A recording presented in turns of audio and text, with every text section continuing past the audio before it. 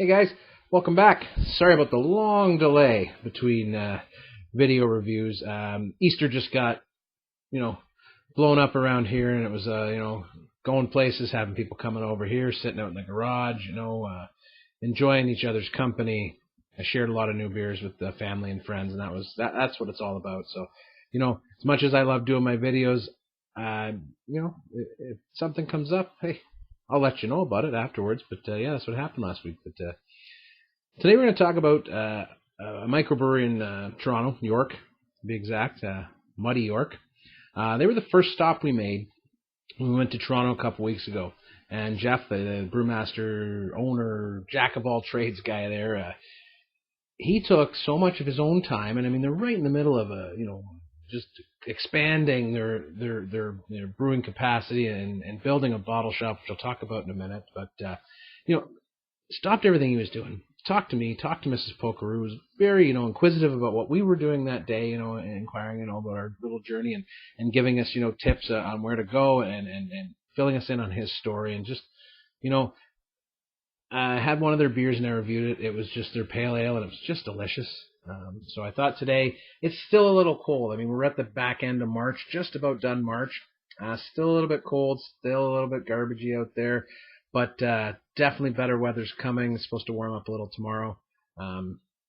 Hey, that's why I do a beer review today, so I can take advantage of the weather to drink one of my favorite kinds of beer, and that's a porter. It's one of the oldest styles of beer in the world. They call it their Muddy York Porter. That's 4.7% IBU, or 4.7% ABV, and only 21 IBU. So 4.7% is a great sessionable. I like to call them crushable, and I don't crush a lot of porters because usually they got some really, really good flavors in them. So, they're enjoyable and sipping, but certainly a better type of beer to have on a cold day. A stout or a porter, one of the darker beers. But let's get into it. I love their first beer. I'm sure I'm gonna love this one too. I mean, I've yet to run into a beer I don't like. I may not always like the style, but I certainly find something in every beer to like, and then that's part of the fun of trying all the beers and the different takes they have on them. But let's get into this one.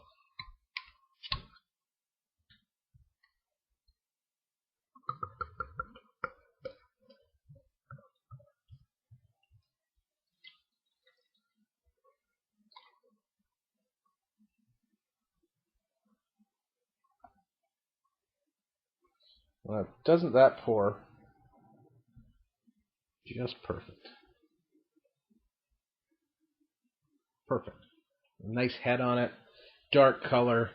Um, wow. Oh, it's freaking perfect. Let's take a sip. There's that roasted malt, that dark chocolate smell that you get out of porters. Oh, I had to work today, so I love my first beer of the day is always the best beer of the day until the next beer. But like really, that first sip, and I like to share that one with you, when I can, when it's a work day and I make a video, which is rare because I try and do it on my days off so I can just kind of relax with it. But today I couldn't wait. I really wanted to drink this beer and tell you guys a little bit about the brewery. So cheers.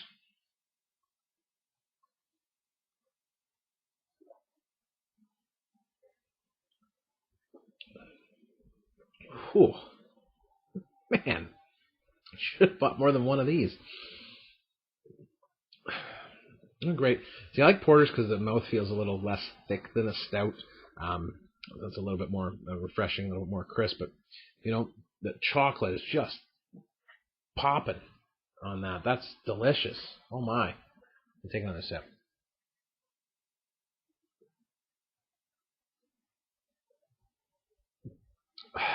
Wow. If you like porters, you need to go and get one of these porters. Um, Dang, that's good. So there's some bitter coffee on the back end, but really there's this great cocoa-y dark chocolate flavor that's just all over this beer, and it's just perfect, just beautiful. Um, Man, small batch beers, great chance to really perfect. I mean, this Jeff was a home brewer, and most of the people you run into who own, craft breweries or microbreweries tend to come from a home brewing background, and certainly me and a few of my friends have decided that we're going to try and brew our own beer, which should be real interesting this year. So I'll fill you guys in and bring you in on the process, and you can see how we do that. But my goodness, like, come on, that's my first beer today, and that's setting the bar like right here. Like, the bar is so high. That's crazy good.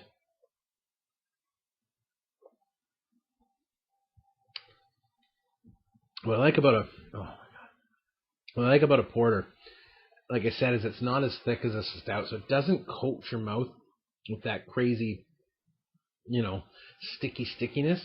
It's a little bit dry on the back end, a touch of bitterness. At 21 IBUs, we talked about IBUs before.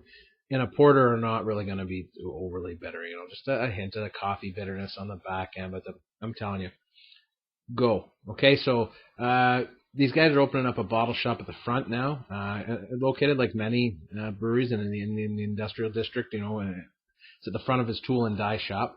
He makes some of his own stuff. He's showing us some of his equipment. It's an incredible place to be.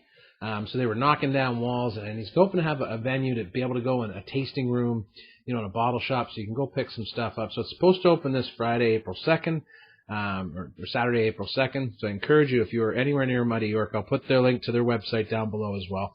Go out. Go. Yeah, you won't be disappointed. This is just fantastic porter. My goodness. I should have started with this one because the Diving Horse Pale Ale was good too. So, I haven't gone wrong yet. But wonderful people. Please, please, please do yourself a favor. Take a little road trip. I keep telling you guys, go to the breweries. It's opened my eyes to so much more about the beer than just the beer. The people, the passion they have for what they do and what they make and what you do. They want to know, what's your story? What kind of beer do you like? Where are you coming from? Where'd you start from? A lot of times, especially with the smaller breweries, you can talk to the people that own them, the guys that are coming up with the recipes and brewing the beer. Come on. How's that you can't get any better than that. If you love beer the way I love beer, and I really love beer, to talk to the people that make your beer, and like face to face, like the guy that made this beer, I got to talk to him. That's wicked. Go to the breweries, talk to these people. Please support your local brewery.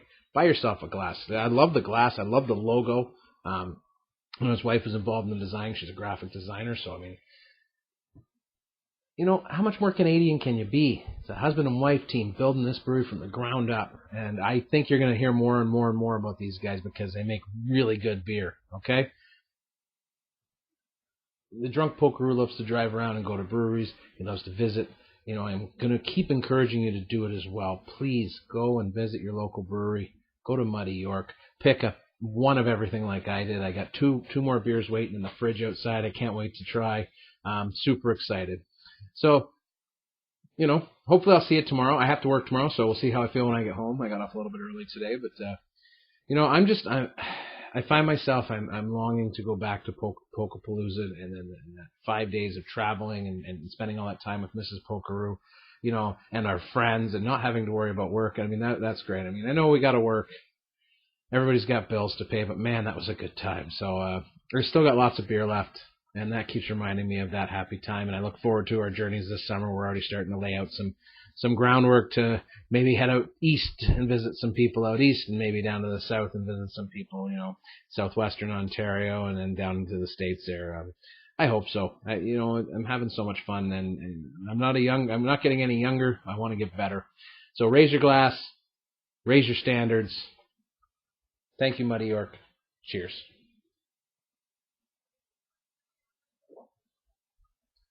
That's 2 thumbs up all day long.